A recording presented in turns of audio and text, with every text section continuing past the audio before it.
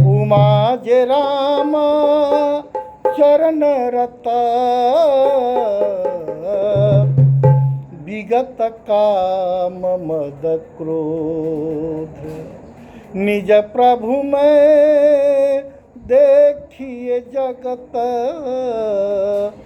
केहि सन करहि विरोध।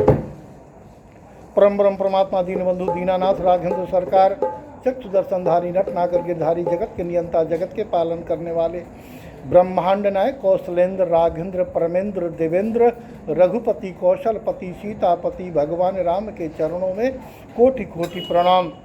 देवाधिदेव भगवान शंकर, वाणी को पवित्र करने वाली माँ शारदे, राम कथा रस रसिया हनुमंत लला जी, आपके भी चरणों में कोटि कोटि प्रणाम। कथा में बैठे हुए समुपस्थित भक्तजन, अब परोक्ष रूप से कथा सुनने वाले 33 कोटि के देव, 84 योनि के जीव, जो राम कथा ही उनके जीवन का आधार है, प्राण है, उन सब का नंदन अभिनंदन। आए, हम लोगों ने विगत दिवस में काकभुसुंडी के द्वारा जिस प्रसंग का विहंगम अवलोकन हम लोगों ने किया, बड़ा ही सुंदर चरित्र है और समाज के लिए बड़ा ही सुंदर संदेश है। अगर हम काकभुसुंडी के प्रसंग को, जो रामचरित्र के कथा के माध्यम से दुनिया वालों को दे रहे हैं, अगर हम उनका अनुकरण करें तो न ही हमें व्याधि होगी, न हमें धनाभाव होगा, न ही हम किसी समस्याओं से ग्रसित होंगे। ऐसा काकभुसुंडी, ऐसा रामचरितमानस का संदेश है। आप देखें कितना सुंदर यह प्रसंग है। लोमस ऋषि ने उन्हें श्राप दिया, परंतु काकभुसुंडी जी को गुस्सा नहीं आया, आनंद हुआ और श्राप को स्वीकार करके उनके चरण का नंदन वंदन अभिनंदन करके आकाश की ओर चल पड़े। इस प्रसंग को भगवान शंकर त्रिलोकपति माता गौरी को सुना रहे हैं कि हे गौरी, जो राम के चरणों का प्रेमी है, जो भगवान के चरणों का प्रेमी है, सचमुच का अगर उसे परमात्मा में प्रेम है तो वह क्रोध से मुक्त होगा, वह माया से मुक्त होगा, वह दया का सागर होगा और उसका किसी से बैर हो ही नहीं सकता, निर्वैरी होगा वो। अब गौरी आप कल्पना करो कि लोमस ऋषि ने जो खरी खोटी बातें सुनाई वह तो एक अलग विषय है। उन्होंने श्राप देकर काकभुसुंडी को कौवा बना दिया, चांडाल कौवा बना दिया। फिर भी काकभुसुंडी को क्रोध लेश मात्र भी नहीं आया, उन्हें आनंद हुआ। श्राप को स्वीकार करते हुए उनके चरणों का नंदन अभिनंदन करके वह आकाश की ओर उड़ चले। हे गौरी, यह अपनी आत्मकथा गरुड़ महाराज को सुना रहे हैं काकभुसुंडी। काकभुसुंडी जी कह रहे हैं कि हे पंछीराज गरुड़, सुनिए, इसमें ऋषि का कहीं दोष नहीं। जब उनके माया से हम लोग सभी लोग प्रभावित हैं तो यह भी उनकी माया हो सकती है। अगर ऐसी माया नहीं होती तो इतने महान संत के अंदर क्रोध कैसे आता, अज्ञानता कैसे आती, अच्छा द्वैत बुद्धि कैसे आता। इन तीनों गुणों का जो सम्मिश्रण हुआ, उनके मनों में जो भावनाएं उठी, द्वैत भाव उठा, इसका सीधा मतलब है कि भगवान ने ऋषि की भी परीक्षा ली, लेकिन मुझे लगता है कि ऋषि की उन्होंने परीक्षा नहीं ली, उन्होंने हमारी परीक्षा ली।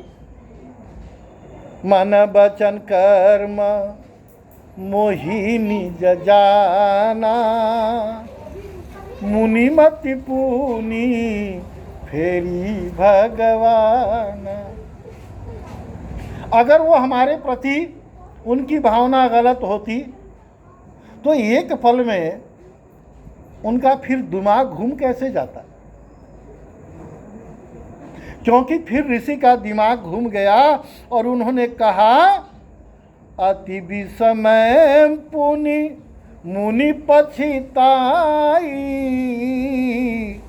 सादर मुनि मोहि लीन बोलाई। बड़े प्रेम से उन्होंने सादर से सम्मान देकर, मैं तो उनका दासानुदास था, मैं उनका विद्यार्थी था, मैं उनका अकिंचन था, दासानुदास था, फिर मुझे उन्हें सम्मान देने की क्या ज़रूरत है। इसका अर्थ है कि भगवान परमात्मा अपनी भक्ति देने के पहले वह हमारी परीक्षा ले रहे थे कि मैं परीक्षा में उत्तीर्ण होता हूँ या अनुत्तीर्ण होता हूँ। वह प्रभु देख चलते हैं, क्योंकि मैं पूर्व जन्म में उनका आलोचक रहा था।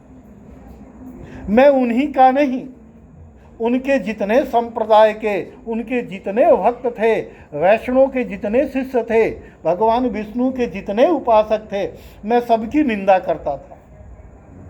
शायद भगवान ये देख रहे हो कि यह बदला है या वही है, इसलिए उन्होंने ऋषि के दिमाग को भुलावा किया, उनके दिमाग को भ्रम दिया। माता कैकेयी ऐसी थी नहीं, लेकिन माता कैकेयी को उन्होंने दिग्भ्रमित कर दिया, क्योंकि ऋषियों ने, संतों ने कहा कि अगर राम वनवास नहीं गए तो फिर सत्य की स्थापना नहीं होगी, अपराध वैसे ही चरम पे रहेगा। इसलिए हे शारदे, जाओ और मंथरा के मत को फेरो। मंथरा के सर पे माँ शारदे सवार हुई, भई सहाय मैं शारद जाना, और बुद्धि भ्रष्ट हो गई। तो वहाँ भी परमात्मा की माया ने कैकेयी के मत को भुलावा दिया, उनके दिमाग को भी उन्होंने भ्रमित किया। तो मुझे लगता है कि अगर मैं क्रोधित हो जाता, मैं दुखित हो जाता, तो शायद मैं भगवान का दास नहीं हो पाता, उनकी भक्ति मुझे नहीं मिलती। तो इसमें हमारे ऋषि का भी कहीं कोई दोष नहीं है, यह हमारे परीक्षा का विषय है। अगर कहीं कोई शिक्षक अपने विद्यार्थी का परीक्षा ले तो उसमें नाराज होने की क्या ज़रूरत है। कोई स्वर्णकार अगर सोने की परीक्षा ले तो सोने को इसमें परेशानी क्या है।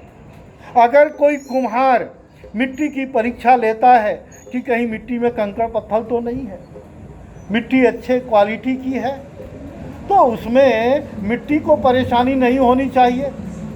मैं भी तो मिट्टी का हूँ। अगर कुम्हार रूपी परमात्मा ने हमारी परीक्षा ले ली तो ये तो बहुत अच्छी बात है। परमात्मा ने हमारी परीक्षा ली है और उस परीक्षा में मैं अगर उत्तीर्ण हुआ तो परमात्मा की भक्ति मुझे मिलेगी। आज लोमस ऋषि पश्चाताप कर रहे हैं, वह दुखी हैं। पश्चाताप और दुखी होकर के वो पछता रहे हैं